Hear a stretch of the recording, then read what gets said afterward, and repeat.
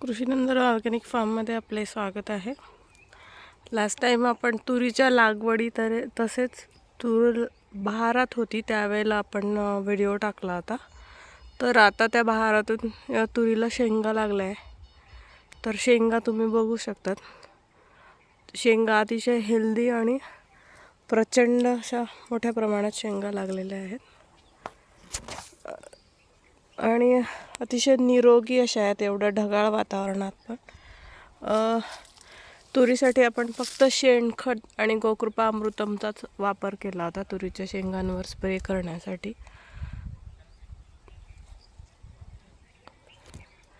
आणि वाढीसाठी सुद्धा आपण फक्त गोकृपा अमृतम आणि शेणखत याचा वापर करून तूर आहे पूर्णपणे जैविक नॅचरल सेंद्रिय अशी तूर आहे. तिची हाईट पण मागच्या वेळेस आपण दाखवले होते.